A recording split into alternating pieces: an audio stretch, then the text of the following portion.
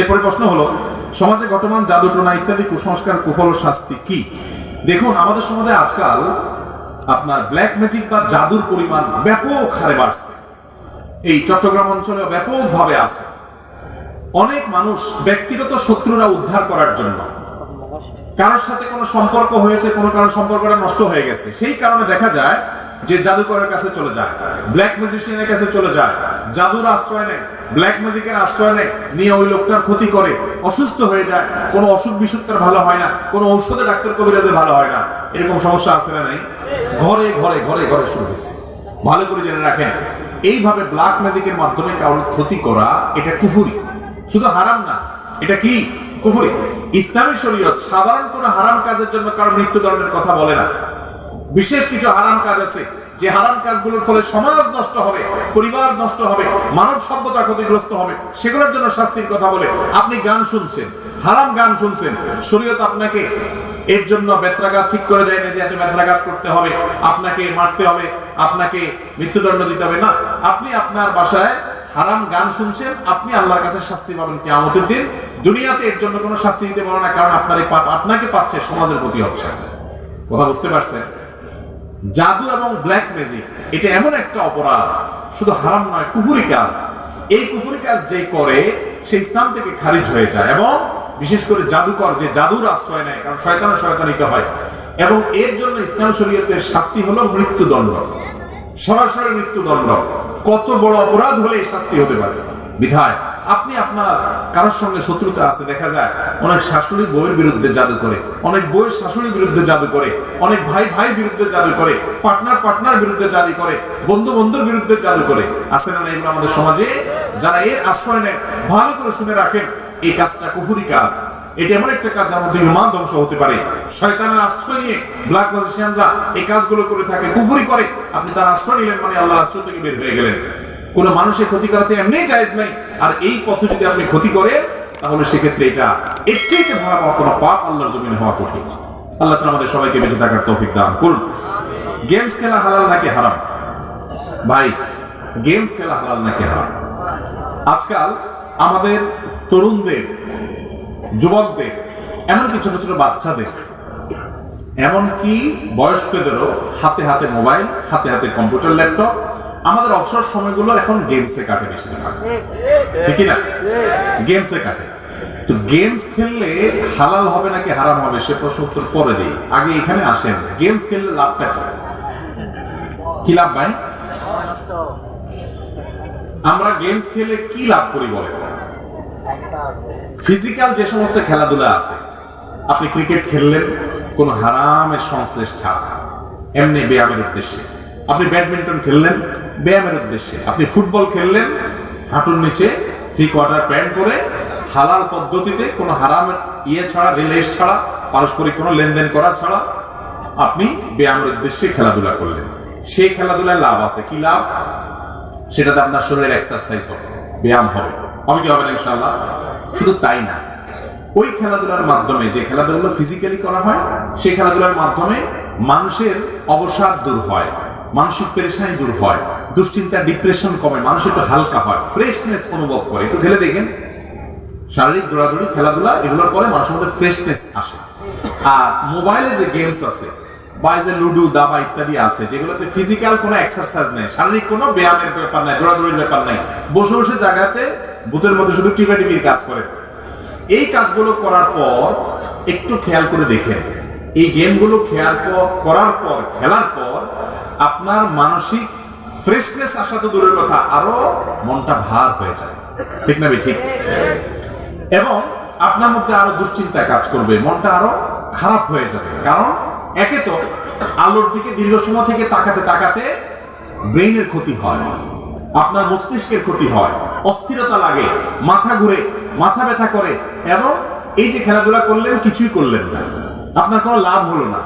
এই জন্য শরীয়ত ফিজিক্যাল যে এক্সারসাইজ আছে সেই জাতীয় খেলাধুলাগুলোকে শর্ত সাপেক্ষে জায়েজ বলে। সেখানে এক পক্ষ আরেক পক্ষকে হার জিতের ভিত্তিতে কোনো লেনদেন করবে না, সেখানে কোনো সতর মুক্ত করবে না, হারাম কিছু থাকবে না, মিউজিক থাকবে না, সেখানে নারী পুরুষের মিক্সিং থাকবে না, এরকম নানান শর্ত সাপেক্ষে এই শারীরিক খেলাগুলোর উপর উৎসাহিত করে। আজকাল শারীরিক খেলাগুলো হারিয়ে গেছে এই মোবাইলের খেলার চোটে। ঠিক না ঠিক? বড়রা তো বড়রা, ছোট বাচ্চারা পর্যন্ত, আমরা ছোটবেলায় খেলাধুলা করেছি, আপনারা অনেকে ছোটবেলায় খেলাধুলা করেছেন, এখন আমাদের বাচ্চারা খেলাধুলা করে না। আসরের পরেও ওই ভূতের মতো মোবাইল একটা নিয়ে বসে আছে, যার কারণে দেখা যায় এরকম মোটা হয়ে যাচ্ছে দিন দিন। ঠিক না ঠিক? আপনি ছোটবেলায় একটু, যারা বয়স 40-50, তারা একটু স্মরণ করে দেখেন তো, আপনি ছোটবেলায় কয়টা বোটকা বা মোটা পোলা প্যান্ট পাইছেন? খুব বেশি পাইছেন? কেন পান নাই? দৌড়াদৌড়ি করছে, এদের শরীরে চর্বি জমতে পারে নাই, এই জন্য তারা সুস্থ ছিল।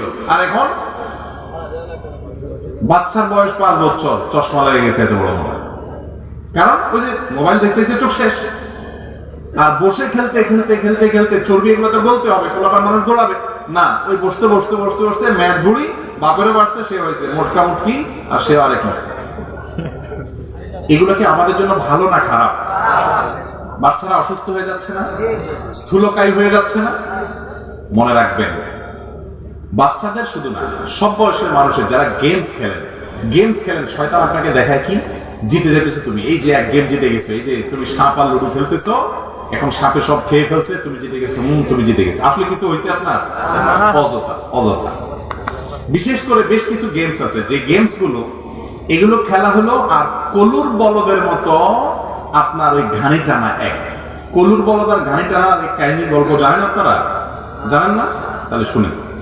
কলু এক বেটার নাম, তার একটা বলদ আছে, সে ওই যে সরিষা ভাঙানোর জন্য ঘানি এগুলো তো এখন নাই, এক সময় ছিল আর কি, এই ঘানিতে সরিষা দিয়া ওই ঘানির জোয়াল গরুর ইয়াতে দিয়া, কাঁধে দিয়া, গরুর চোখ মুখ বেঁধে দিয়া তারে দৌড়াইতো।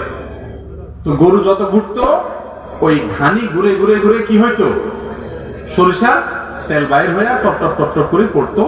ওইগুলা ওই কলু নামক যে লোক, বলদটার মালিক, সে ওই গরু দিয়া ঘানির তেল ভাঙে ওটা বেঁচে সে খাইতো, কামাই করত। এখন এই যে কলুর বলদটা, এই বলদের যেহেতু চোখ মুখ সব বাঁধে দিছে, সে তারা দৌড়াইতে থাকে, সে মনে করতেছে যে আমি এখন কত দূর চলে যাচ্ছি, দুনিয়ার কত জায়গায় চলে যাচ্ছি, কারণ সেই 2-3 ঘন্টা ধরে আমি ঘুরতেছি, সে মনের খুশিতে ঘুরতে থাকে, হ্যাঁ, কারণ চোখ মুখ বাঁধে দিয়েছে। তো কল্লু যেহেতু চোখ মুখ বাঁধে দেয়, এই জন্য সে ঘুরতে থাকে, কারণ সে মনে করে যে আমি এখন বাংলাদেশ ছাড়ি পাকিস্তান ছাড়ি এখন সৌদি আরব থেকে আমি এখন দুবাই চলে গেছি। সে হয়তো অনেক স্বপ্ন দেখতে থাকে, সে মনে করে অনেক দূর চলে গেছে, আসলে কিন্তু সে জায়গাতে ঘুরতেছে, তার লাভের কিছুই হয় না। খুলে দেখেছে জায়গাতে দাঁড়ালো, আমার লাভ তো কিছুই হলো না। লাভ মাঝখান থেকে কার হয়েছে?